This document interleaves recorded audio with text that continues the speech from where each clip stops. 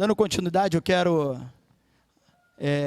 nessa noite, com muito prazer, alegria, louvo a Deus pelo privilégio que Ele me deu, né? Diante de alguns jovens que liderei lá em Paracambi, né? Como foi o caso de Duda, né? Que depois veio conhecer Marcela aqui, Patrick, Natália, Edu também, esteve conosco muito tempo lá na juventude, depois também somando aqui a igreja, Edu conhecendo Suelen, e a oportunidade de realizar o casamento desses irmãos. E hoje, a alegria também de apresentar os seus filhos. Depois de apresentar o Caleb, hoje chegou a vez da gente apresentar o Bernardo.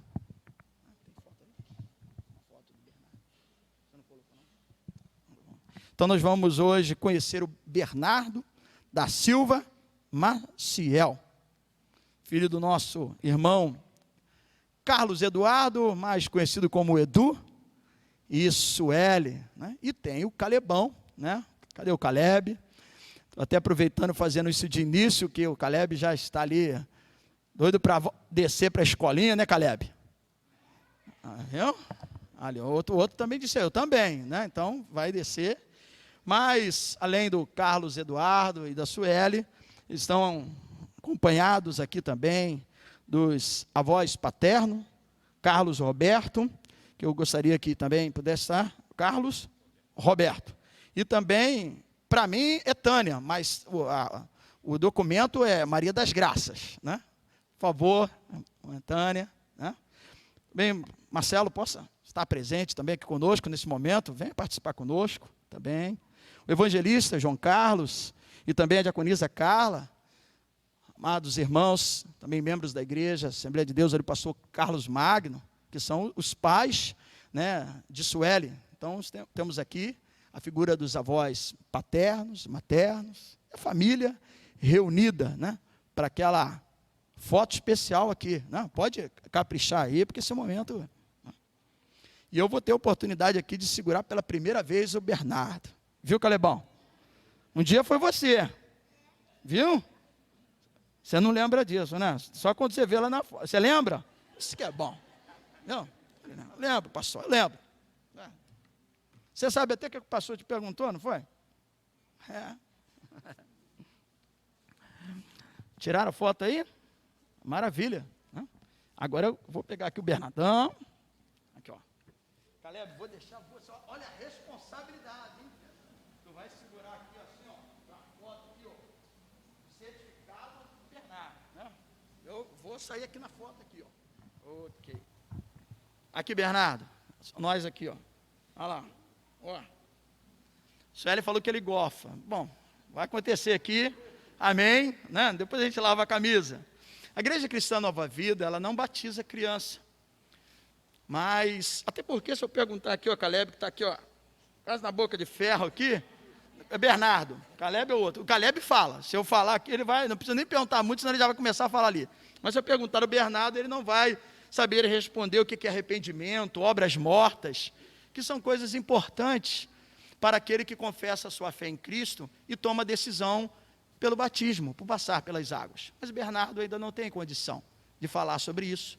Mas nós instruímos aos pais, cuja palavra do Senhor diz que nós devemos instruir o filho no caminho que deve andar. E assim como Jesus, quando criança, foi apresentado no templo, nós conhecemos essa passagem, Lucas registra isso, vendo a alegria de Simeão, ao pegar o menino no colo, e pelo Espírito Santo, ele foi revelado aquele dia, está no templo, e ele então disse, agora eu posso descansar em paz, porque os meus olhos já viram a salvação. A profetisa Ana ali, profetizou acerca também de Cristo. Então José e Maria apresentaram Jesus. Mais tarde, Jesus, para cumprir e obedecer ao ministério terreno, na ação de João Batista, passou pelas águas. Então, que Bernardo seja instruído, ensinado, e quando ele tiver consciência do que é pecado, se arrepender, possa assim também passar pelas águas. Mas nós apresentamos a Deus. Estenda suas mãos, vamos orar. Tá bom, Bernardo? Aqui, ó. Se você quiser gorfar, não tem problema não. Deus e Pai, mais uma vez com muita alegria, porque eu tenho podido, ó Pai, com um privilégio tremendo, participar da história, da trajetória de vida desses jovens, que frequentaram a juventude, passaram por todo um processo de um conhecimento, de um namoro. Eu tive a oportunidade de realizar o casamento deles. E, ó Deus, depois de apresentar Caleb, agora tenho a alegria de apresentar Bernardo, apresentando a Ti, porque ele pertence ao Senhor. Salmo 127, versículo 3 diz que os filhos são herança do Senhor. Então essa herança, esse prêmio, essa dádiva concedida a Carlos Eduardo, ao Edu e Sueli, que aqui, debaixo também da autoridade dos avós paternos e maternos, estão consentindo neste momento. E como ministro do Evangelho, na tua presença, na sua casa, eu apresento Bernardo a Ti, para que ele continue crescendo, estatura, graça e conhecimento. Abençoe sim com saúde física, abençoe, Senhor Deus, os seus dias, aquilo que Edu e Sueli não forem capazes o suficiente para promover, de proteção, de cuidado, que o Senhor guarde a cada instante, a cada momento da sua vida. Sim, ó Deus, e que ele aprenda, através do referencial paterno e materno, o caminho que se deve andar, e assim seja guiado na Tua presença. Mas, ó Deus, como dádiva, como gratidão, pelo seu nascimento, pela sua saúde, pela vida, eu apresento a Ti, ó Deus, Bernardo, e faço isso com alegria, na certeza que o Senhor abençoe, em nome do Pai, do Filho e do Espírito Santo. A igreja diz, amém. Senão Bernardo é que vai dizer. Pode aplaudir o Senhor.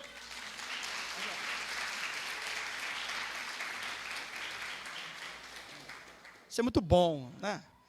Porque, amados, são promessas do Senhor. O homem deixa pai e mãe. Jesus fez questão de reiterar isso, em um momento de ensinamento e de orientação à igreja.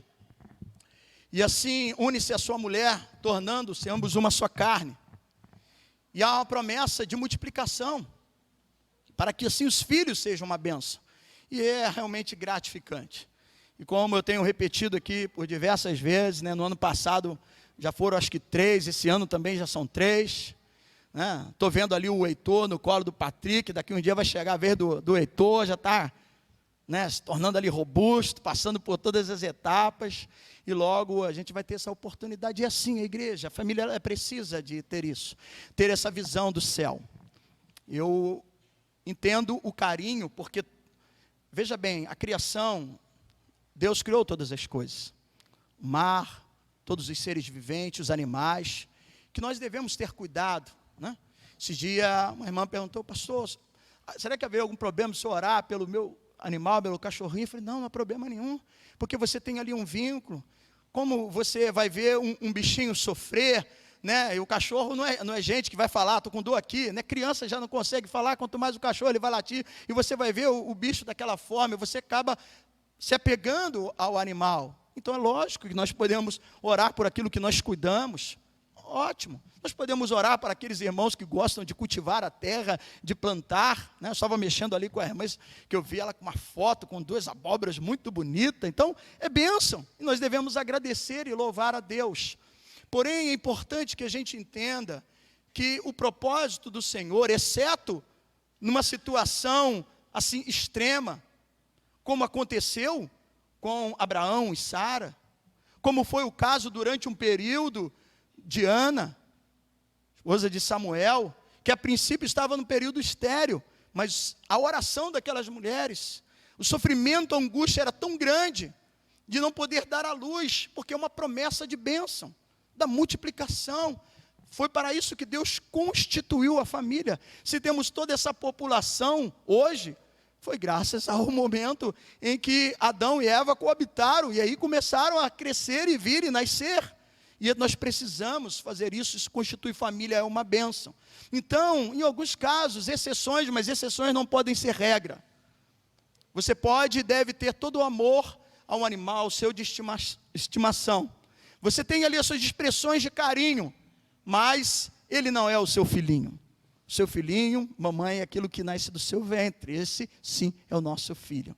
Uma expressão, às vezes, de carinho, como eu falei, de cuidado, nós brincamos, mas eu percebo que os casais têm substituído e têm deixado de lado uma promessa do Senhor: crescei e multiplicai. Essa é uma ordenança de Deus. Há exceções? Há exceções, mas exceções não podem ser regras. Nós não podemos cultivar isso. Deus nos abençoa. E é Deus que provém, é Deus que nos dá condição. Pastor, é desafiador ter filho. Sim, criar filho, é verdade. Mas é promessa de Deus, é herança do Senhor.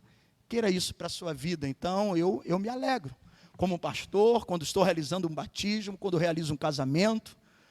Esse ano já realizei de 2 jovens, vou estar realizando em breve do terceiro. Que o terceiro diga amém.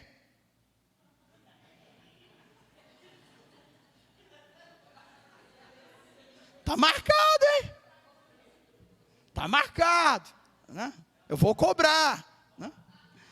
E é bênção, porque a igreja vai crescendo também assim, os compromissos, né? Cristão, ele defende a palavra não apenas num discurso de uma palavra, mas na prática, na vivência. Então, que bom, obrigado, né? Me sinto honrado, Edu e Sueli, por esse momento de estar aqui apresentando ao Bernardo. Obrigado aos familiares que puderam vir, prestigiar, participar desse momento tão importante, porque assim como vocês são autoridades sobre a vida de Edu e Sueli, né, é importante que como avós estejam incentivando essa prática de grande valia, de valorizar, de apresentar ao Senhor. Foi a prática que José e Maria fizeram para cumprir as Escrituras, os mandamentos, apresentaram a Jesus. Isso é importante. Louvado seja o nome do Senhor.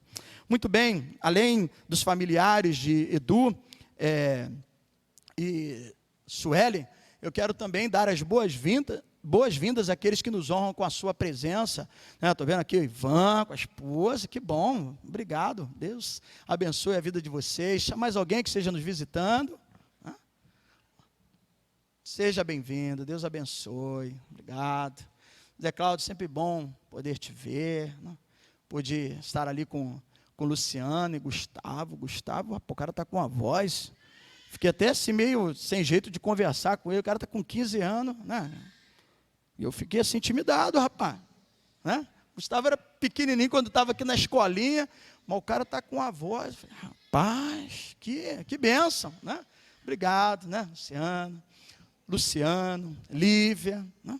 Bom, Lívia eu lembro daqueles 15 anos, Lívia, né? Deus abençoe. Janderson, está aqui, lá daí.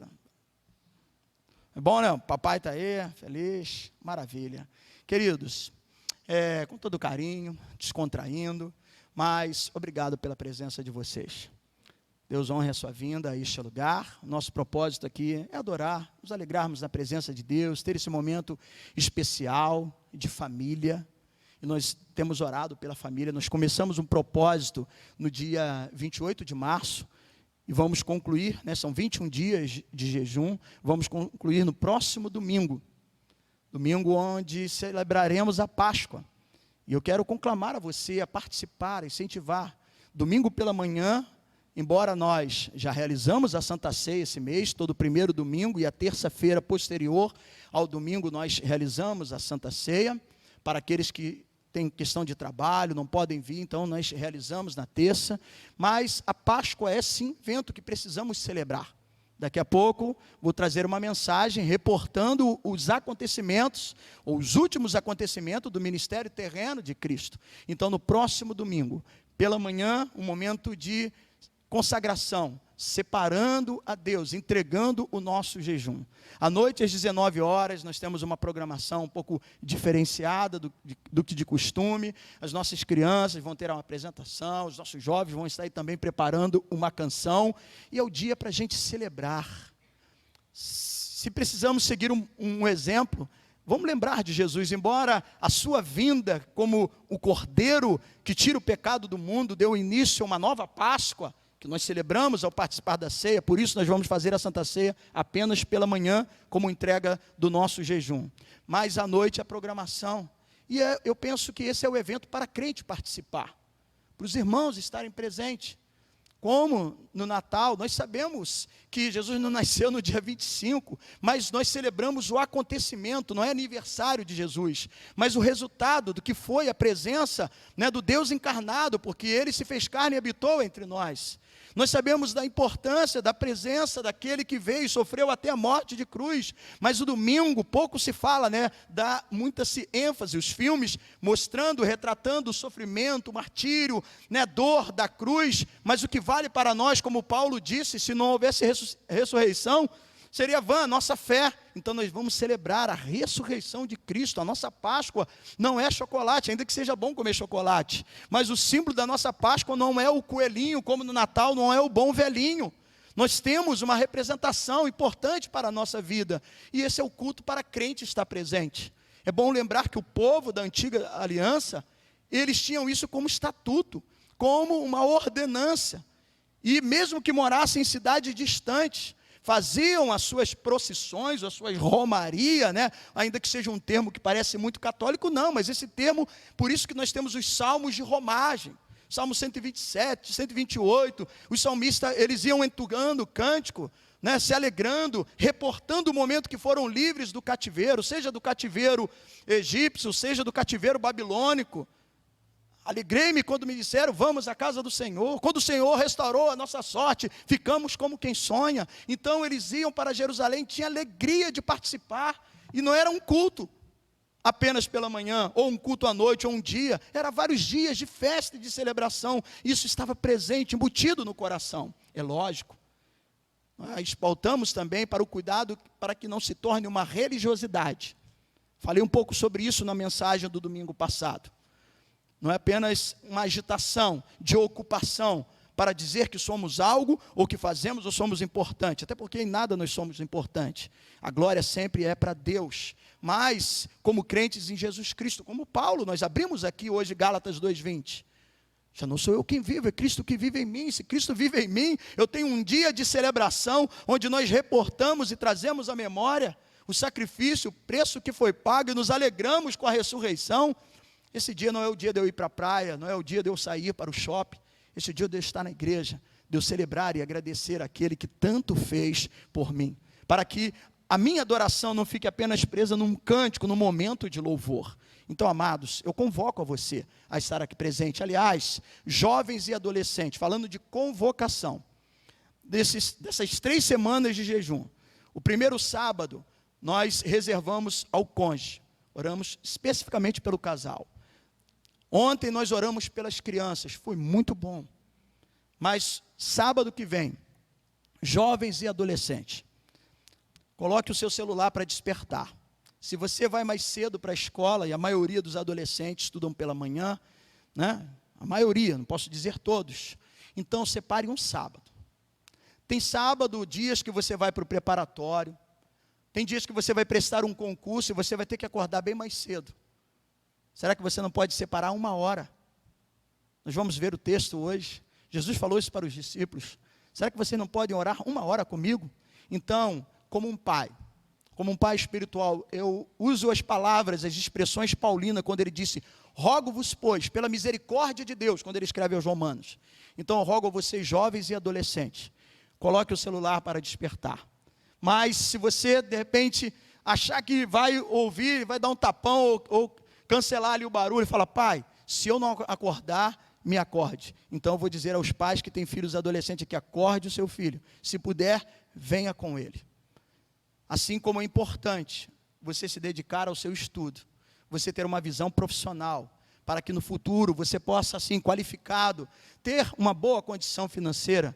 Mas o que adianta nós ganharmos todo mundo e perdermos a nossa vida eterna? Eu quero deixar aqui uma palavra profética de bênção para vocês, jovens e adolescentes. Vocês são importantes, vocês são a igreja de hoje, então eu faço essa convocação para que vocês venham no próximo sábado, a nossa consagração, de 7 às 8 horas. 1 hora para nós orarmos. Então, venha, porque eu tenho certeza que não apenas no aspecto espiritual, mas quando nós estamos bem espiritual, as outras coisas vão melhor ainda. E assim vai desencadear bênção. Mas o nosso propósito não é, então eu vou lá para que eu possa passar no concurso, eu vou lá porque o pastor falou que vai desencadear bênção, glória, maravilha. Não, é uma questão da sua salvação, da sua vida, para que o tempo que você está aqui não seja uma perda de tempo, mas seja um investimento que começa aqui e dura toda a eternidade. Então no sábado nós vamos fechar, é a véspera que antecede o último dia do nosso jejum, e no domingo toda a igreja estaremos apresentando. Venha, 9 horas da manhã, Santa Ceia, entregando o nosso jejum, à noite, junto com as nossas crianças, incentivando. Toda a escola bíblica infantil, durante esse período, está falando sobre o tema, sobre o assunto. Em todas as classes que nós temos aqui embaixo, os professores se mobilizam, tem todo lá um roteiro. Fiquei feliz hoje de ver um roteiro falando também sobre essa questão de uma prática da oração e trazendo para a criança encucar. Amados, é preciso que a gente traga isso, Então já deixa aqui até uma pregação. Pastor, o senhor está pregando, é verdade, estou pregando mesmo. Encucar, ser persistente. Deuteronômio 6, encuque, fale com seu filho no caminho, quando ele estiver deitado, quando ele estiver sentado, em pé, fale, insista. Traga a palavra. Provérbios diz para você ensinar o filho no caminho que se deve andar, para que quando ele chegar na velhice, ele não se desvie dele. Esse é o nosso papel. Então, valorize isso. E domingo à noite, nós estaremos então valorizando as nossas crianças, que vão já colocar em prática aquilo que têm aprendido. Tá bom, meus amados? Louvado seja o nome do Senhor. É Páscoa do Senhor para a gente assim celebrar. Vamos neste momento louvar a Deus com as nossas finanças, entregando ao Senhor aquilo que lhe é devido. Wallace, depois você vê um outro microfone para mim aqui. Ok. Nós estamos assim, nos readequando à prática que nós tínhamos até o dia 17 de março de 2020. Como era o nosso costume da hora do ofertório. Aqueles que trouxeram o seu dízimo, nós temos o envelope, aí atrás no banco. E aqueles que têm assim liberdade, porque deve ser um ato de louvor, de liberalidade, de alegria, não por pressão, não por medo, não por obrigatoriedade, porque deixa de ser uma oferta agradável a Deus, porque Deus não vai olhar quanto você colocou no envelope. Para Deus não vai subir cifras, valores, mas sim o intuito, o propósito do seu coração. Se você reconhece que Deus é o seu abençoador, o provedor da sua vida, você faz isso com naturalidade, com uma expressão de alegria, não como quem está pagando, porque a salvação ela é de graça. Deus nos cura também, mas tem o ato de adoração. 10 foram os leprosos que foram curados, apenas um voltou para expressar a gratidão. Os outros 9 seguiram curado da lepra, mas a cura da alma e a salvação, apenas aquele voltou para reconhecer. Então, antes da pandemia, nós, nesse período, os envelopes, trazemos aqui o dízimo e depois a salva passando, recolhendo as ofertas. Durante um período, nós ficamos apenas usando o gasofilácio, aposentamos aqui o primo do pastor Evelásio, o gasofilácio, agora ele está de férias, porque você vinha e depositava, por toda essa questão de precaução, então nós evitamos. Mas nesse mês nós retornamos à prática antiga que nós tínhamos do ofertório. Então aquele que desejar, você vai pegar o seu envelope, vai trazer, eu vou estar recebendo das suas mãos, te abençoando, e depois as ofertas serão colocadas nas salvas quando os nossos introdutores, obreiros, estiverem passando, tá bom? Então há essa necessidade porque nós perdemos um pouco desse ritmo e agora estamos readequando. Se você trouxe de casa o seu louvor financeiro, o seu dízimo, e desejar trazer aqui à frente, eu gostaria, neste momento, de estar recebendo das suas mãos. Segure a sua oferta, vamos agradecer a Deus, louvar ao Senhor, porque é um momento de louvor financeiro. Deus e Pai, com alegria, com liberalidade, o fruto do suor do rosto de cada trabalhador. Aqueles que já se aposentaram, e muitos foram os anos de labutas, de lutas para poder ganhar o pão e trazer para a sua casa o sustento. E aqueles que atualmente estão exercendo a sua função, e ao receber o seu ordenado, têm a alegria de separar as primícias, a 10ª parte daquilo que ganham, como gratidão, reconhecimento, não como quem paga, mas como quem reconhece. e sabe que é o Senhor o provedor, que nos concede saúde, inteligência, capacidade de aprendermos, nos qualificarmos, exercermos as nossas funções, e neste momento se alegram em entregar a Ti aquilo que lhe é devido. Abençoe essas entradas, abençoe as ofertas, porque além do seu comprometimento no dízimo, também a oferta tem sido de grande valia. Temos assistido famílias, pessoas, através do trabalho social, temos tido a oportunidade de sonhar, de planejar, de executarmos algumas coisas aqui, sem contar aquilo que é de regra todo mês, de manutenção, e ainda nos permitindo ter sonhos, abraçar, abençoar outros irmãos. Tudo isso fruto de um coração alegre, generoso e feliz.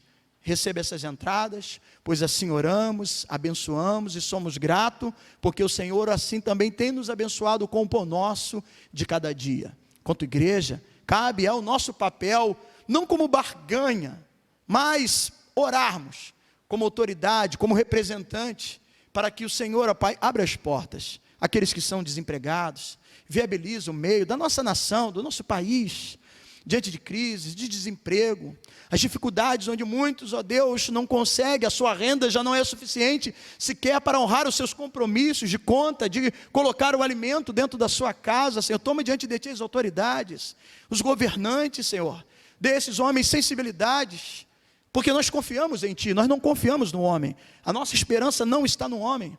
Há aqueles que confiam em príncipes, em reis, em autoridades, mas o nosso dever é orar pelas autoridades, para que os mesmos tenham sabedoria, tenham prudência, e possam representar o povo de forma digna.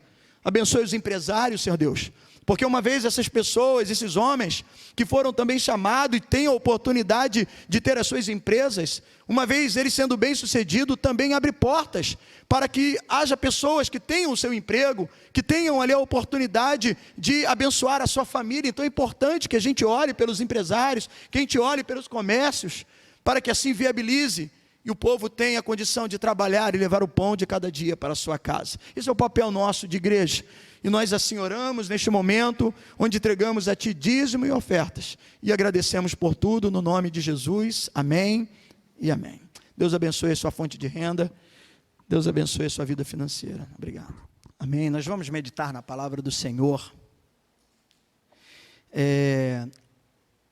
Durante os nossos domingos à noite, eu tenho com o propósito, né, de chamar a atenção para a celebração da Páscoa, né? Nós cultivamos isso, como eu disse, nós valorizamos esse momento, independente de questão de data, de outros costumes, mas daquilo que nós encontramos dentro da palavra de Deus. Então, daquilo que nós encontramos dentro da palavra de Deus, que seja bíblico, é importante que a gente valorize, que a gente faça, né?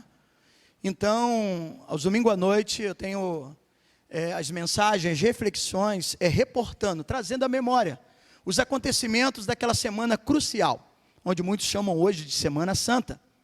No domingo passado, por exemplo, eu falei da entrada triunfal. É de costume, né, de uma religião, trazer, né, ramos, como se fosse hoje o domingo, né, domingo de ramos, mas aquilo dali era uma exaltação, engrandecendo, tinha todo um simbolismo. Quando você vê em Apocalipse, nós citamos aqui, a imagem daqueles que exaltavam, quando Jesus entrou, a expressão Hosana, né, bendito o que vem em nome do Senhor, era uma expressão pautada no Salmo 118, versículo 25, salva-nos, salva-nos Senhor, salva-nos se puder. Então o povo ali exaltando, e Jesus pela primeira vez se permitindo ser aclamado rei. Mas nós traçamos ali, vendo, diante de um detalhe, de uma curiosidade que Marcos retrata, e olha que esse episódio é retratado pelos 4 evangelistas, Mateus, Marcos, Lucas e João, mas Marcos deu um detalhe interessante, porque após esse episódio, onde Jesus vem como um rei, mas surpreendendo, fora contradizendo os padrões, os costumes daquela época que tinha na figura de um rei, alguém que vinha montado num cavalo imponente, como uma figura de um libertador, porque eles esperavam um libertador do império. Jesus, para se cumprir a profecia de Zacarias 9:9, ele vem exatamente montado num jumentinho. A majestade e a humildade. Aquele que era poderoso, que era o próprio Deus, mas que em todo momento mostrou a sua submissão ao Pai. Nós traçamos isso. E Marcos dá um detalhe, que Jesus naquele dia, os outros evangelistas dizem que ele foi para o templo e ali purificou pela segunda vez. Mas Marcos dá um detalhe, que primeiro ele foi, observou tudo o que estava acontecendo, todos os movimentos. No dia seguinte, ele voltou para a purificação. E no caminho, ele dá uma aula particular aos seus discípulos, quando ele se depara com uma figueira vistosa, bonita, com flores, né, tal como aquela árvore ali, mas provavelmente algo muito mais cativante, que prende o olhar, mesmo não sendo época de dar frutos. Mas havia 2 períodos de uma frutificação. O fruto em si, no período de agosto, do figo, mas no meio de março e abril, costumava ter ali um nódulo, que servia também de alimento para os viajantes. E quando se via a figueira daquela forma, com aquelas flores encantando, isso cativava, a pessoa se aproximava. Mas Jesus viu que ali não tinha fruto, amaldiçoou. Jesus estava ali começando o ensinamento daquilo que ele ia fazer no templo, porque era a figura de Israel, que estava estéril, embora tinha o nome da nação santa, do povo de propriedade exclusiva de Deus. Nós somos o verdadeiro povo de Deus, a nação cujo Deus é o Senhor, mas só numa imagem, não na prática, não na vivência, porque o que caracteriza uma vida de vivência com Cristo é frutificação, são pelos frutos que se conhece a árvore. E Jesus amaldiçoou aquela figueira, mas aquilo dali era apenas um prelúdio, era uma aula particular daquilo que ele ia fazer publicamente no templo que ele observou no dia seguinte.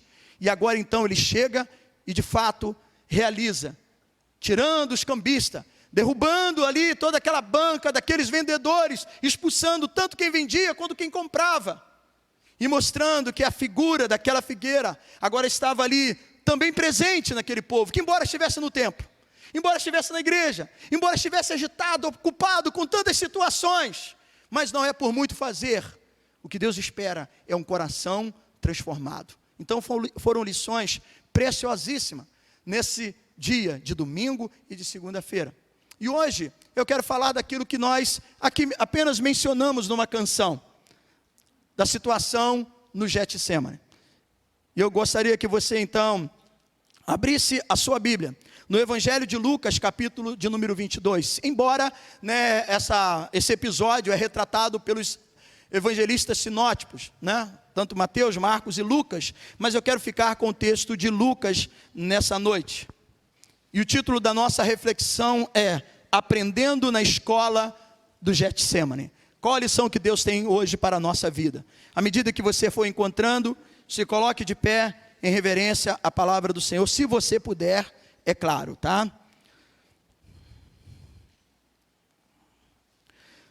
Lucas, o Evangelho segundo o registro de Lucas, que não era um dos discípulos, dos apóstolos, mas o doutor Lucas, assim como também autor de Atos, ele teve um cuidado como um repórter investigativo, de analisar e colher informações preciosas daqueles que vivenciaram, que estiveram junto ao Senhor, para então escrever a Teófilo e relatar os acontecimentos da vida de Cristo. E chegamos aqui, Jesus no Getsemane, capítulo 22, dos versos 39 a 46. Diz assim a palavra de Deus: E saindo foi como de costume para o Monte das Oliveiras. Veja, como de costume, foi para o Monte das Oliveiras, e os discípulos o acompanharam.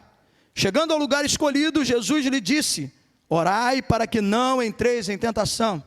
Ele por sua vez se afastou cerca de um tiro de pedra e de joelhos orava, dizendo: Pai, se queres, passa de mim este cálice, contudo não se faça a minha vontade, e sim a tua. Então lhe apareceu um anjo do céu que o confortava. Estando em agonia, orava mais intensamente, e aconteceu que o seu suor se tornou como gotas de sangue caindo sobre a terra.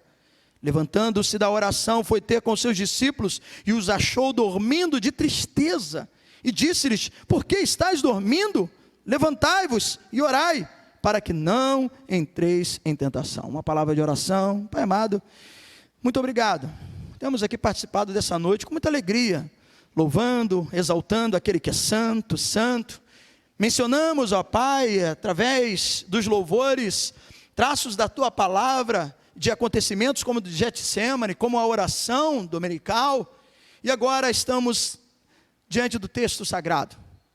Conceda-me a Tua graça, reconhecendo a minha insuficiência, as minhas limitações, mas quero poder aqui, ó Deus, dentro dessa semana importante, que como cristão precisamos valorizar, nesse domingo que antecede o próximo, que é o domingo de Páscoa, trazendo à memória alguns acontecimentos daquela última semana, como foi o caso da oração do Getsemane, para assim refletirmos e tirarmos as lições que o Senhor tem para a nossa vida.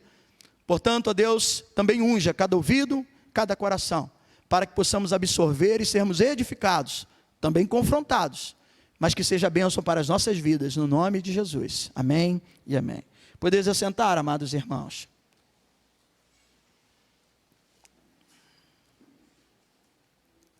Veja que Jesus tinha o costume de estar naquele lugar. E um outro momento onde um dos seus discípulos, quando observou Jesus orando, exatamente pediu a Jesus que o ensinasse a orar. Isso está no capítulo 11 desse mesmo livro de Lucas, no versículo 1. Senhor, ensina-nos a orar. E Jesus apresentou exatamente aquilo que nós cantamos aqui há alguns instantes. A oração modelo, ainda que ali em Lucas esteja de uma forma resumida, aquilo que é tratado de uma forma mais completa, no Evangelho de Mateus, capítulo 6, do versículo 9 ao versículo 13. A oração dominical, ou a oração que nós comumente chamamos de oração do Pai Nosso. Foi esse o modelo que Jesus apresentou. E o início dessa oração, nós vimos, e temos a certeza que o Senhor Jesus ensina que esse clamor, que essa prece, ela se trata de renúncia. Ela envolve renúncia. Guarda essa palavra, renúncia. Quando as 3 primeiras súplicas centram-se exatamente o quê? Na vontade do Pai. Santificado seja teu nome. Venha o teu reino. Faça-se ou seja feita, de acordo com a versão, né, da Bíblia, seja feita a tua vontade. Então as 3 primeiras súplicas centram-se exatamente na vontade do Pai. E o padrão, né, que é exigido aqui, para aquele que tem uma maturidade de fé, é entender essa questão da vontade dele, uma vida de renúncia. Porque a princípio da nossa jornada, da nossa caminhada de fé, é até compreensível que entre em conflito a nossa vontade e a vontade do Pai. E às vezes temos o hábito de rogar, ou de fazer prece, ou as nossas orações, tudo tem o mesmo sentido da palavra. Nós temos, quando não há essa maturidade na fé, quando não há esse entendimento que os planos do Senhor são maiores do que o nosso, que os seus caminhos são maiores do que o nosso, quando não há essa visão, e hoje nós lembrando esse texto que é conhecido de todos, vamos tirar lições aqui importantes para o nosso aprendizado, coisas que vão mexer conosco, com a nossa vontade, porque quando não se tem essa maturidade, nós temos o hábito de rogar, exigindo que o Pai dê o jeito dele, até porque Ele é o Todo-Poderoso. Se Ele é o Todo-Poderoso, então, Senhor, que Tu faça o milagre, que Tu opere. Então, às vezes, nós temos o hábito de fazer isso quando não há uma maturidade. E até mesmo influenciado, eu repito aqui, porque, amados, é meu papel, como foi de Pedro nas suas epístolas, como nós estamos meditando a epístola de João aqui pela manhã, combater os falsos ensinamentos, os falsos mestres, e em cada época do ano, então vou fazer aqui uma propaganda, se Paulo combateu, né, o judaísmo, os judaizantes, que tentavam impor e colocar uma prática que já tinha sido abolida, porque em Cristo agora há uma nova aliança, e esses eram os grandes que dificultavam, né, a proclamação do Evangelho, a verdade, o Evangelho genuíno. No caso de João, foi o gnosticismo, de gnose, de conhecimento. Aqueles que acreditavam no dualismo, a matéria é completamente má, e eles traziam dificuldade, porque eles não acreditavam na divindade de Cristo. Pensavam, Jesus, ótimo, maravilha, veio o batismo, a descida ali, a forma de pomba, representando o Espírito Santo ali, veio Cristo sobre ele. Mas antes da sua crucificação, Cristo se retirou, porque eles não acreditavam na divindade do Senhor. Eu tenho tratado sobre isso aqui essa manhã. E ao longo dos anos da história da igreja, muitos falsos ensinamentos, heresias foram adentrando a igreja. Na década de 80 explode a teologia da prosperidade, a teologia do triunfalismo. E aí algumas expressões que são até bíblicas, porém texto fora do contexto é um pretexto para eu pecar. Isso isolando um versículo, quando não se lê um texto ou todo um livro, ou não se compara à Bíblia, nós corremos risco de estar falando do nome de Deus, louvando a Deus e caminhando para o inferno, porque não se apegamos na verdade por completo. E assim como Pedro, Paulo, João, combatendo nas suas cartas, é preciso que a gente combata. E muitos, às vezes, ainda influenciado pelas frases triunfalistas, diz, não, eu determino, está aqui, está escrito. Então, se o Senhor é todo poderoso, o Senhor tem que fazer, quando não se há uma maturidade, ou quando ainda permitimos certas influências de uma mensagem, de um falso evangelho, adentrar a nossa mente, quando somos preguiçosos e não gostamos de estudar a Bíblia, de fazer uma exposição de um estudo, e ter um estudo mais complexo, com mais dedicação a cada versículo, facilmente nós somos levados por qualquer vento de doutrina. E o próprio Senhor Jesus Cristo disse, surgirão muitos em meu nome, e até fazendo milagres, porque é bom que a gente entenda, João falou isso, o espírito do anticristo já está no meio de nós. Aliás, o anticristo sai do meio de nós, mas ele virá e confundirá muitos. Se possível, até se transformando em anjo de luz ou disfarçando para enganar os eleitos. Não serão enganados aqueles que de fato valorizam o estudo da palavra de Deus. Mas quando não há então essa maturidade, nós temos o hábito de fazer isso, achar que nós podemos exigir, colocar Deus contra a parede e dizer, eu determino, o Senhor tem que fazer. Ousamos em apresentar soluções para o Senhor, crentes que podemos manipulá-lo com as nossas orações, com os nossos tremores, Senhor, eu creio, Senhor. Manipulamos, choramos, fazemos de tudo, e às vezes induzidos, motivados por um falso ensinamento. Amados, nós temos liberdade na casa de Deus. Eu creio no poder do Espírito Santo. Eu creio, nós somos uma igreja pentecostal e reformada. Cremos na doutrina da graça, mas somos um povo que valorizamos a nossa raiz. Tanto do que diz o texto bíblico, como a história da igreja.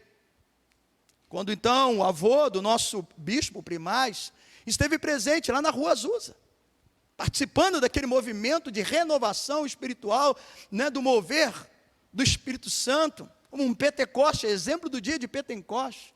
Então nós cremos que o Espírito Santo nos ajuda, eu creio nos dons do Espírito Santo, e cada um tem, de acordo com a sua característica, a liberdade de orar.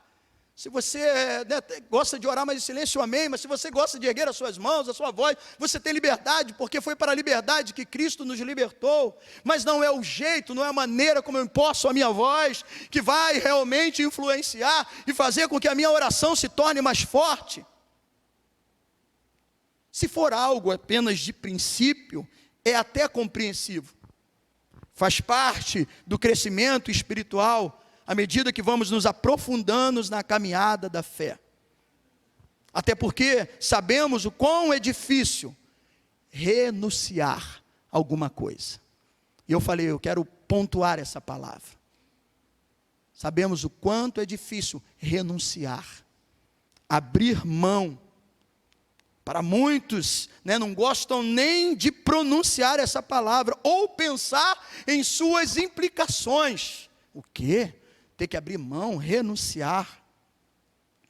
Mas como diz um teólogo, Richard Foster, ele escreveu dizendo, só começamos a entrar na plenitude da graça, depois que nos desobrigamos de nossa vontade, e mergulhamos na vontade do Pai. Só assim que a gente começa, é o nível, porque irmãos, Deus sabe o que faz, Ele está no controle, teu reino, tua vontade, assim como um pai que ama um filho, certamente, eu vou usar aqui a figura, então da família, usar a figura aqui do papai, da mamãe, Sueli, certamente sabendo que próximo do horário da refeição, do papá, da comidinha, se você der um bombom, se você der um doce, né? O que vai acontecer? A criança não vai comer. Então não é maldade, não é querer punir. Se o Caleb daqui uns dias, o Bernardo desejar comer um bombom antes da refeição e ele disser, não vou dar, porque isso vai prejudicar a sua nutrição, consequentemente vai prejudicar, porque vai tirar tanto o apetite, prejudicando a nutrição e também repercutindo na sua saúde.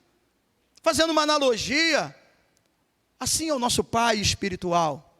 Ele sabe que certos pedidos, se concedidos fora do tempo certo, poderão nos prejudicar. Por isso eu repito, Ele sabe todas as coisas. Ele sabe o tempo de tudo. Então, diante de tudo isso, nós temos, os nossos olhos ao texto que nós lemos nessa noite. Como eu disse, esse texto temos tanto em Mateus, que até uma forma um pouco mais completa, em Mateus 26, de 36 a 46, também Marcos registra isso no capítulo 14, verso 32 a 42. Então, que os nossos olhos agora se volte à cena, para que então ela, e nesse momento nós, eu e você, silente devoção, em silêncio, contemplando, para aprender na escola do Getsemane. Eu quero deixar aqui 3 lições. A primeira lição, o que precisamos aprender na escola do Getsemane. Em primeiro lugar, é possível orar em lágrimas, chorando. É possível orar em lágrimas, sem ter a oração respondida. Isso é confrontador. Isso mexe com o nosso ego. Isso tem a ver com renúncia. Mas é possível você orar chorando e não ter a sua oração respondida. Ainda que gotas de sangue se misture no suor, ainda em profunda angústia, porque foi o que nós vimos aqui no versículo de número 44, estando em agonia, orava mais intensamente. Olha, Lucas era um médico, então ele sabe bem o que está dizendo. Então ele diz, e aconteceu que o seu suor se tornou como gotas de sangue caindo sobre a terra. Numa agonia, numa tristeza profunda, numa angústia, ali ele estava ainda diante de tudo isso. Ainda que eu, o seu eu diga, afasta de mim esse cálice, ainda com lágrimas, ainda com choro, mas a renúncia sobressai na vida de Cristo, e é importante que também ela sobressaia na minha e na sua vida, quando repetidas vezes, nos outros evangelhos diz pelo menos 3 vezes, ainda que o eu diga, Senhor, se possível, afasta, contudo seja feita a sua vontade. A renúncia se sobressai. Amados irmãos, Jesus conheceu o fardo de uma oração não respondida. O que ele estava fazendo aqui, ele estava praticando aquilo que ele ensinou aos seus discípulos, dando exemplo para cada um deles, daquilo que ele mostrou na oração modelo, pontuando, concentrando-se na vontade do Senhor. Santificado seja o teu nome, venha o teu reino, seja feita a tua vontade. Jesus ensinou. Se ele ensinou, e aí, pais, não só Edu e Sueli, mas todos nós, não são apenas com palavras, mas principalmente com atitudes. E essa geração em que nós estamos vivendo, eles estão carentes de um referencial, de pessoas que verdadeiramente vivem um temor de Deus. Eles não encontram no seu próprio lar, na sua própria casa, eles encontram discursos, eles encontram falas, mensagens, até mesmo às vezes até autoritária, colocando como se Deus fosse realmente um carrasco. Mas é preciso que essa geração veja, principalmente nós igreja, a minha vida, falo eu, Alain, como pai, falo eu, Alain, como marido, falo eu, Alain, como filho, falo eu, Alain, como funcionário público que me envolvo na sociedade, nas atividades, falo eu, Alain, como um vizinho, e repito, como pastor. É preciso que eles leiam a nossa vida e vejam através das nossas atitudes. Jesus aqui está colocando em prática, mostrando na prática o que ele ensinou para os seus discípulos na oração modelo. Quando ele então permite que sobressaia a vontade do Pai, e ele então renuncia, dizendo: contudo seja feita a sua vontade. Amados irmãos, o não de Deus para Jesus foi o sim para a humanidade perdida, foi o sim para mim e para você, foi o sim para nós, sim, que nos redimiu, que nos transformou. Quando Jesus ouviu o não no Getsêmani, começava então a se abrir as portas da salvação para a minha e a sua vida, porque foi o sim que Deus deu para nós. Também, como disse o sul-africano, isso no século XIX, Andrew Murray, ele escreveu dizendo: por nossos pecados, ele sofreu debaixo de um fardo de oração não respondida. Vou repetir: por causa dos meus, dos seus, por causa dos nossos pecados, disse Andrew, um teólogo, do século XIX, sul-americano, por nossos pecados, ele sofreu debaixo de um fardo da oração não respondida. Então, em primeiro lugar, é possível orar em lágrimas, chorar, ou ao ponto de chegar a essa angústia. Isso é um fenômeno. Se abrirem os poros e começar a sangrar, como foi o caso de Jesus, e a oração não ser atendida. Exemplo de Cristo, principal dele. Ainda que haja sinceridade no seu coração. Durante a semana do jejum, nós estamos aqui em consagração, de sábado, essa é a última semana. De segunda a sábado, de 7 às 8. No domingo, como nós temos culto pela manhã à noite, hoje pela manhã, o diácono Zé Luiz estava aqui ministrando. Aliás, só abrindo um parênteses, eu estive pela manhã na igreja Vilar Novo, em Belfor Roxo.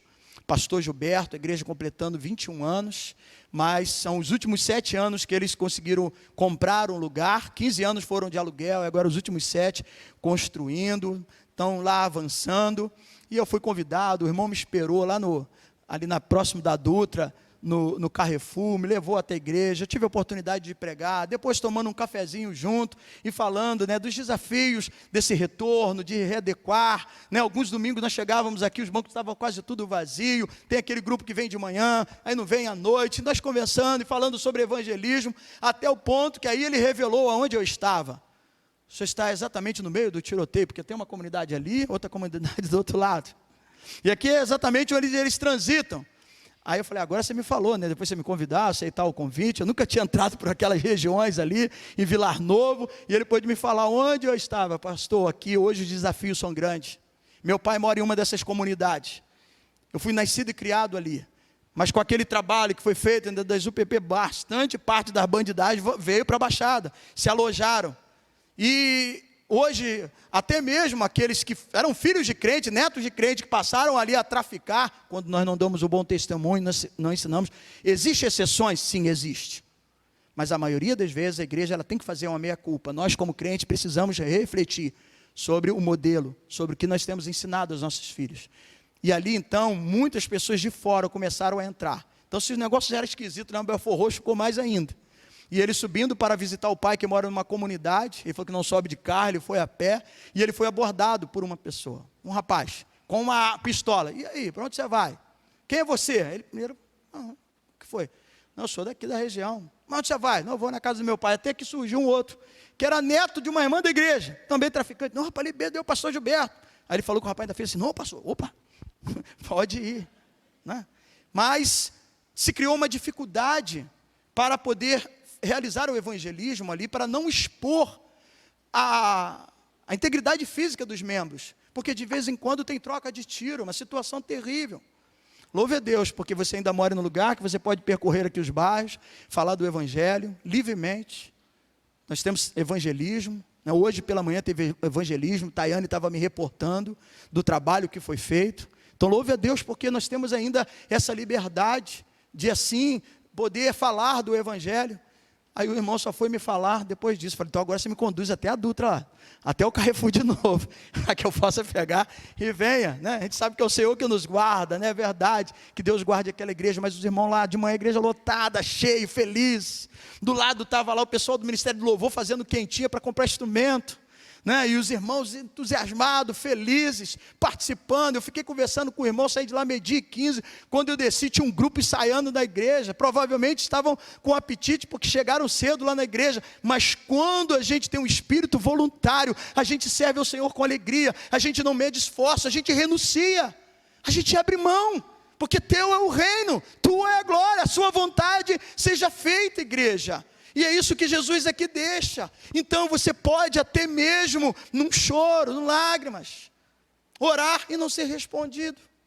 Então hoje pela manhã, Diácono Zé Luiz tirou um momento de oração. Mas esses dias nós estávamos mencionando a oração de Davi, que jejuou em favor do seu filho que estava doente. Mas Deus havia falado que ele ia morrer, mas ele jejuou, ele fez o propósito.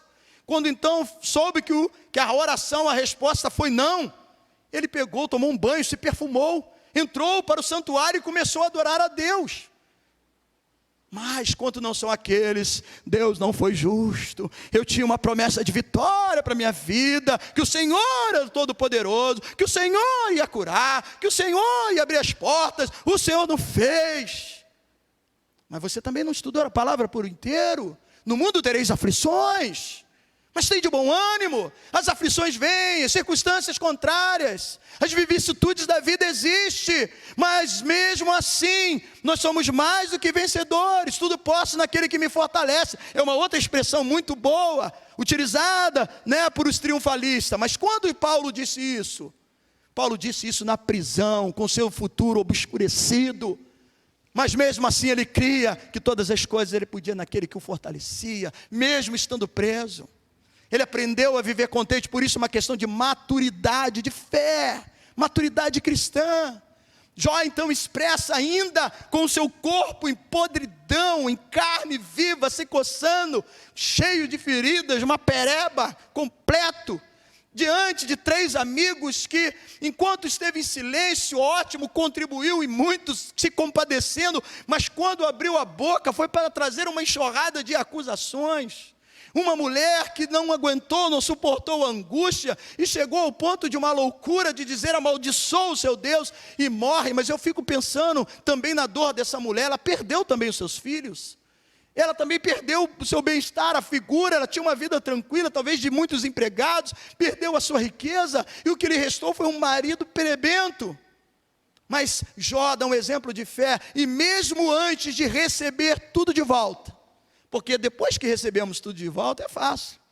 Deus me restituiu, Deus me deu a minha casa, Deus me deu o meu carro, está aqui minha família, tudo com saúde. Não, amado, Jó 42:2, Jó ainda estava ali em pele e osso, em ferida, mas ele diz, bem sei, o meu Redentor vive, bem sei que nos seus planos podem ser frustrados. Mais tarde ele vai dizer assim, eu te conhecia só de ouvir falar, mas agora os meus olhos te veem. Ele então consegue estreitar esse relacionamento com Deus, e mesmo ainda na enfermidade, ele glorifica a Deus, mesmo diante do não. Qual tem sido a minha e a sua reação diante do não que nós recebemos? Então é possível, mesmo em lágrimas, a oração não ser respondida. Em segundo lugar, na escola, né, do aprendizado, aqui na escola do Getsemane, nós aprendemos em segundo lugar que é possível renunciar à vontade humana. A questão é que nós somos inclinados a declarar a nossa vontade, em vez de dizer tua vontade seja feita. Por quê? Porque nós queremos estar no controle da situação. Senhor, é assim que eu quero que aconteça. Eu tenho autoridade. Até porque, né, Hebreus diz, entramos no Santo do Santo, cheguemos nos pôs com ousadia. Então eu tenho que ser ousado na minha oração, nasci para ser cabeça e não cauda. Mas quem és tu? Quem somos nós? Pobres, cegos, miseráveis, nus, estamos aqui pela graça. Do contrário, estávamos condenados à morte eterna, estávamos em queda livre, e o Senhor, pela sua misericórdia e graça, estendeu as suas mãos, a sua destra fiel, o seu braço forte nos ergueu. Estávamos condenados ao inferno, mas Ele, pela sua graça e misericórdia, através do seu Espírito, porque quem que convence? Não é a pregação do pastor, mas é o Espírito Santo que convence o homem do pecado, da justiça e do juízo. Então, se eu estou aqui, foi porque o Espírito Santo me convenceu, mostrou a minha natureza, mostrou quem de fato eu sou, para que então eu possa me inclinar diante dele e agradecer a cada dia pelo seu amor e pela sua misericórdia. Mas às vezes nós queremos estar no controle da situação. Mas na escola do Getsemane, aprendemos a desconfiar de tudo o que provém da nossa mente e de nossas emoções, ainda que não seja pecado o que nós estamos pedindo, ainda que não seja pecado. Talvez estamos sendo sinceros na nossa oração. Jesus estava sendo sincero na sua oração. O jejum de Davi, né, ele estava sendo sincero na sua oração. Mas a gente vai aprendendo. Jesus aponta o caminho dizendo, é renúncia, não a minha vontade. Em terceiro lugar, na escola do Getsemane, nós aprendemos que é possível orar em perfeita harmonia com a vontade do Pai. É possível orar segundo a sua vontade. Em todo tempo, em toda a sua trajetória, em toda a sua vivência, em todo o seu trajeto desses 3 anos de ministério terreno, Jesus mostrou em todo o tempo que estava em harmonia, até mesmo em meio a toda a angústia de morte que o cercava. Lá em Mateus 26, 38, falando desse mesmo texto, o verso 38 dá uma ênfase a que ponto estava o coração de Jesus, como estava a sua alma, quando antes de começar a oração, ele chega e diz para os seus discípulos, a minha alma está profundamente triste até a morte. Olha que cena, amados irmãos, ao ponto dele dizer, a minha alma está profundamente triste, então uma tristeza terrível, até a morte, essa foi a expressão. Então, mesmo em meio a essas circunstâncias, em meio à angústia de morte que o cercava, mas em todo tempo, a preocupação única de Jesus era a vontade do Pai. Teu reino, tua vontade. Pois assim foi toda a sua trajetória. Como, por exemplo, numa outra ocasião, isso depois você lê em casa, está registrado no Evangelho de João, capítulo 4, versículo 34, quando então o discípulo pergunta, você não vai comer, não vai fazer alguma coisa? Aí ele chega e diz assim, a minha comida consiste em fazer a vontade do meu Pai que está nos céus. Então foi a sua história, foi sua trajetória, em todo momento estava em harmonia, Jesus não estava em conflito com o Pai, mesmo falando de um desejo do seu coração, também ele não estava em conflito com a sua própria carne, porque em todo momento, o seu propósito, o seu objetivo, era agradar ao Pai. Já não sou eu quem vivo, agora é Cristo que vive em mim, e o meu e o seu objetivo tem sido de agradar a Cristo? Ou será que tem sido o meu reino em primeiro lugar? Buscai, pois, em primeiro lugar o reino de Deus e a sua justiça, e as demais coisas serão acrescentadas. Irmãos, isso é confrontador. Essa palavra não é para massagear o seu ego. Essa palavra não é para dizer que você é um bonzinho, um queridinho de Deus, um amadozinho do meu Pai, príncipe e princesa. Não, essa palavra é para nos confrontar. Estamos dispostos a renunciar, abrir mão e encarar às vezes o não de Deus, mas entender que Ele assim ainda continua no controle, porque como escreveu Paulo a Romanos, todas as coisas cooperam para o bem daqueles que amam a Deus e vivem segundo o seu propósito, inclusive eu ficar doente, inclusive eu perder o meu emprego, inclusive eu pegar um diagnóstico e ver que aquele resultado não era o que eu gostaria de ter ali, mas não é o meu plano, não é a sua vontade, não é o meu desejo. O que importa é que prevaleça a vontade de Deus, e por isso Jó com propriedade pôde dizer, bem sei que nenhum dos seus planos podem ser frustrado. Até que ponto está? Será que já atingimos uma maturidade da nossa fé, para encararmos dessa forma? Haja esse relacionamento, então é possível orar em perfeita harmonia com a vontade do Pai, na escola do Getsemane. Uma preciosa lição nos é dada. minha vontade, meu caminho, meus desejos, meus sonhos, o meu bem, foram totalmente rendidos a uma autoridade maior, uma autoridade superior, uma autoridade que provém do céu, que é o Pai das luzes, que é o nosso Deus. Então é abrindo mão para renunciar e fazer com que a vontade dele se prevaleça de um Pai que é amoroso e justo. Eu sei que a renúncia não é uma prática fácil. Eu não estou falando de algo que é fácil. A renúncia, né? Essa palavra vai ficar forte hoje, vai te acompanhar até a sua casa.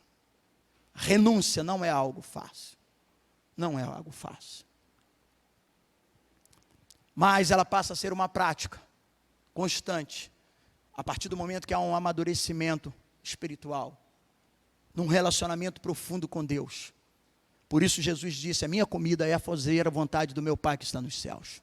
E eu estou aqui para isso, para fazer a vontade do Pai, para fazer com que os planos dele, o propósito dele, seja então realizado. E quando nós nos deparamos com outros textos sagrados, nós vamos ver tanto homens e mulheres, servos e servas, que constam nas Escrituras como exemplo para nós, que tiveram que se esforçar para renunciar a algo. Pai da fé, que aprendeu a ter fé, primeiro teste de Abraão ele não passou. Interessante, nós mencionamos e falamos de Abraão, mas eu disse, tudo é uma questão de maturidade. No princípio, dá até para se considerar, e levar em conta as atitudes, eu determino, eu sou isso, eu exijo. No princípio da caminhada, quando não se tem um conhecimento das Escrituras, é até compreensivo. Mas a maturidade vem de um tempo de relacionamento, e principalmente de estudo da palavra, porque também não é só tempo de igreja. Se tiver tempo de igreja e não tiver interesse de estudar a palavra de Deus, não adianta de nada. Você vai ser iludido ou vai continuar nessa prática de uma teologia falsa, de uma teologia que não é cristã, não é evangélica. Mas à medida em que você se debruça na palavra de Deus e vai aprofundando o relacionamento com Deus, muda, porque mudou na vida de Abraão. O seu primeiro teste ele não passou. Na primeira situação que aconteceu de dificuldade, ele partiu para o Egito. Chegando lá, teve que mentir acerca de esposa, falando que Sara, que na verdade era uma meia-irmã, mas ali ela estava como esposa dele, e ele mentiu, sofreu consequências. Aí depois de tudo que passou, aí ele volta para o lugar onde ele estava, aí diz o texto, ali invocou o nome do Senhor. Por que ele não tinha invocado o nome do Senhor antes? Mas a questão é de maturidade. Mas esses homens, eles aprenderam, se esforçando a renunciar a algo. E lá na frente ele demonstra uma maturidade tremenda. Em Gênesis 22 a gente vendo o que? Ele apresentando o seu filho. A maturidade é tamanha de Abraão. Porque eu imagino um pai, eu sou pai, tenho 2 filhos homens. E no caminho, no percurso, você vai com seus trabalhadores, com seus servos, ali com o jumento, com o animal, com as cargas, com lenha, com tudo ali, o cutelo. E daqui a pouquinho você chega e diz assim, fica aqui, só vai eu e o menino. Aí ele pega aquela lenha, pega o cutelo e bota nas costas do garoto, até porque era mais novo. Abraão já estava lá os 100, passando os 100. E o menino sobe, chega, faz uma pergunta de cortar o coração. Pai, está aí o cutelo, está aí a madeira, está aí o fogo, mas cadê o cordeiro? Quando se tem uma maturidade espiritual e está pronto para obedecer ao Senhor, porque quando ele ouviu que Deus tinha pedido para ele oferecer o seu filho, o filho que ele amava, olha, Deus foi, talvez alguns dizem, poxa, Deus foi cruel. Abraão, eu quero o filho que você ama, que você me apresente. Diz a palavra de Deus que ele madrugou para obedecer a Deus. Isso é maturidade. Isso é você estar ali alinhado, você está ali em perfeita harmonia com a vontade do Pai. Mas é surpreendente quando então Isaac pergunta, está aqui tudo, só não tem o cordeiro. Aí ele chega, meu filho, Deus proverá. E é assim, meu irmão, obedeça. Melhor é obedecer do que sacrificar. Obedeça. E ele obedeceu, e ele renunciou. Deus viu a sinceridade, que ele estava disposto a abrir mão do seu filho, o filho da herança, o filho da velhice, o filho da promessa. E tem gente que diz, não, isso daqui é minha promessa, eu não abro mão. Meu irmão, a nossa promessa maior está no céu, é na vida eterna, nossa pátria, para lá que nós precisamos lutar e nos empenhar a cada dia para estar lá. As promessas de lá são maiores, e são eternas, e nós podemos já começar a viver aqui à medida que atingimos o nível de maturidade cristã, de uma consciência cristã. Mas não é fácil, é verdade, não é fácil, mas quando se atinge esse nível de relacionamento, você vai orar em harmonia com a vontade do Pai. Foi assim também o apóstolo Paulo, 1 Coríntios, ou melhor, 2 Coríntios capítulo 12, versículo 7, e olha a expressão, quando Paulo diz assim, olha, para eu não me ensoberbecer, para que eu não me encha de orgulho, eu sou o apóstolo Paulo. Quantas igrejas já abri? Quantos milagres já foram operados? Quantas orações eu fiz e pessoas se renderam? Olha aí a obra que eu fiz, olha a revelação, fui ao terceiro céu, que visão gloriosa. Aí Paulo diz para eu não me ensoberbecer, para eu não achar que eu sou o cara, que eu sou o tal, que eu sou o apóstolo dos milagres. Enviado de Satanás, enviado de Satanás, diz lá o texto, depois você lê em casa, capítulo 12, 2 Coríntios, um espinho na minha carne, e por 3 vezes eu orei, mas a resposta de Deus para mim foi, a minha graça te basta, meu filho, porque o meu poder se aperfeiçoa na fraqueza.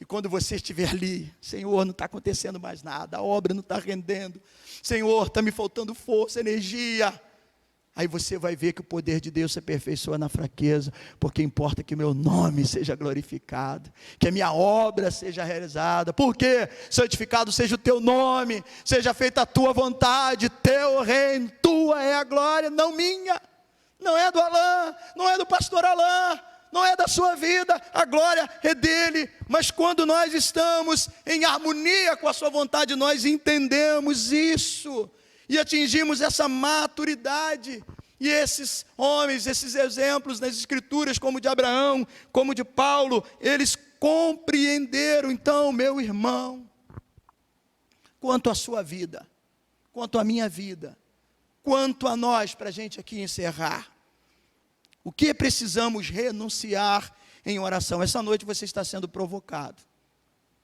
pela lição que Cristo nos deixou. Então não é apenas para trazer a memória e nos motivar a participar da celebração da Páscoa, como os escritos bíblicos, trazendo os ensinamentos de Cristo, mas é também para trazer lições para a nossa vida e nos confrontar, porque o Evangelho nos confronta.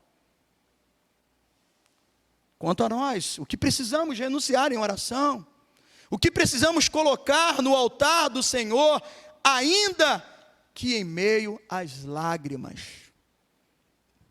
ainda que em meio às lágrimas, pode ser que essa noite o Espírito Santo, que sonda o nosso coração, como diz o Salmo 139, ele sonda, as palavras não chegou à boca, ele já conhece, ele sabe tudo. Você pode sair daqui, não, eu vou para um lugar bem alto, Deus não vai me ver, lá Ele está. Eu vou pegar um navio, eu vou pegar um cruzeiro, vou fazer um passeio, Deus lá também está. Ele está em todos os lugares, porque Ele é onipresente. E Ele é onisciente, Ele sabe o que está na minha mente, na sua mente, o que você está pensando agora? O que você está pensando acerca da sua vida, do seu relacionamento, do seu trabalho? Porque mexeu com o seu ego, mexeu com o seu eu, com a sua razão, e você não quer abrir mão da sua razão, você não quer abrir mão da sua vontade, porque é a sua vontade, mesmo que você tenha razão. Jesus tinha razão em pedir o que ele estava pedindo, Davi tinha razão em pedir pelo filho que ele estava pedindo, Paulo tinha razão em pedir para que tirasse aquele espinho da carne, mas Deus disse não, porque a graça dele é suficiente para nos ajudar e nos fortalecer na nossa jornada, na nossa caminhada. Compreenda isso, entenda isso. Ou talvez você está insistindo em algo, mas aqueles que têm ouvido, ouça o que o Espírito diz à igreja, porque na escola do Getsemane nós temos essa lição, de um homem que orou com lágrimas, não foi respondido. Um homem que renunciou, e um homem que entendeu, não havia confronto entre o pai e o filho, ele estava em harmonia, e compreendeu, e por isso ele disse, tua vontade seja feita, e isso resultou no não para Cristo. Bebeu o cálice do fel amargo, para que eu e você, no próximo domingo aqui pela manhã, possamos beber o cálice da bênção e sermos restaurados pela presença do Senhor. Isso é graça, isso é salvação, isso é falar de Cristo, é falar da melhor obra, do maior modelo, do maior exemplo. Não sou eu, é Jesus. Fite os seus olhos em Cristo, tenha Ele como exemplo da sua vida. Nos seus últimos dias na terra, Ele deixou exemplos tremendos, não apenas para os seus discípulos, mas para mim e para você. Que Deus te abençoe e que o Espírito Santo fale melhor ao seu coração, no nome de Jesus. Curve a sua cabeça e feche os seus olhos. Deus e Pai, em todas as circunstâncias, quando se trata da Tua palavra, eu posso afirmar, boa é a Tua palavra. E eu te agradeço por essa mensagem. Eu te agradeço, Senhor, porque ela também me confronta. Ela mexe conosco, ela nos paralisa. Ela não é para massagear o ego, ela não é para que a gente sinta-se bem. Aqui não é um teatro. Aqui não é um lugar apenas para a gente se sentir bem, ainda que aqui eu possa sim ser curado, eu posso ser liberto, eu posso ter até momentos de emoção, porque não é pecado chorar, não é pecado se emocionar, não é pecado glorificar e erguer as nossas mãos, eu não estou falando disso, não é para deturpar a mensagem, mas é entender que quando nós viemos aqui, o nosso objetivo é agradar a Deus. E quando recebemos uma palavra que nos confronta, feliz aquele que se sente derrotado por essa palavra, não como que é humilhado, não, ainda que temos a necessidade de nos humilhar, mas são exatamente os humildes, aqueles que se humilham, que serão exaltados. Melhor hoje é humilhar-se, como durante a semana que eu estive falando com os irmãos, melhor hoje é eu cair de joelho em oração, do que eu cair com a cara no chão para me machucar e me ferir. Que escolhamos nos dobrar diante do Senhor e dizer, seja feita a tua vontade. Nos outros evangelhos, Jesus chegou a dizer assim, se possível, faça, Senhor Deus, o meu pedido, atenda o meu pedido, mas contudo seja feita a sua vontade.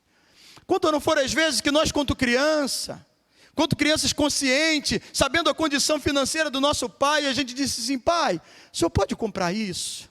E se não fôssemos aquele tipo de criança birrenta, pirracenta, com consciência, a gente chega, pai, será que o senhor tem um dinheirinho para comprar isso? O senhor pode fazer isso? Mas a gente pede, se for possível. Jesus, ele se relaciona com o pai dessa forma, se possível. Mas no evangelho de Marcos, ele vai dizer assim, tudo é possível para ti. Tu és o Todo-Poderoso, e de fato, igreja, o Senhor é o Todo-Poderoso. Mas Jesus nos dá uma lição, dizendo sobre renúncia, ele diz, tu és o Todo-Poderoso, tudo lhe é possível. Contudo, Pai, seja feita a tua vontade, não a minha. Renúncia, abrir mão, mas não como quem sentiu ali frustrado, de forma alguma. Ele estava aliançado, ele estava em perfeita harmonia, porque em todo tempo, ao ponto dele, numa analogia, exatamente usar a expressão de João 4,34, a minha comida consiste em fazer a vontade do meu Pai que está nos céus. Que eu e você possamos nos alegrar, nos render, mesmo quando possamos ouvir o não, e muitas serão as vezes que nós ouviremos o não, mas o não de Deus não é uma punição, porque Pai, Ele exorta o filho que ama, Deus tem nos amado. A graça dele é o suficiente para nos sustentar. O justo vive pela fé. E se você vive por fé, a sua maturidade cristã vai chegar a um nível de você entender que teu é o reino. Teu é a glória, tua é a glória. Seja feita a tua vontade. Que o teu Espírito, Senhor, fale melhor a cada coração, a cada vida, nos trazendo entendimento. Hoje fomos provocados, talvez alguns aqui precisam na oração, aprender na escola do Getsemane, a renunciar. Abro mão dos meus sonhos, abro mão da minha vida, abro mão para que se complete o seu plano e o seu propósito. Porque não é os meus planos e os meus propósitos que não podem ser frustrados, são os planos de Deus. Tudo cooperam para o bem daqueles que amam a Deus e vivem segundo o seu propósito, não o meu propósito, é o meu sonho. O meu sonho é apenas o meu sonho. Mas Deus não é sonho, Deus é propósito. E Deus completa a obra.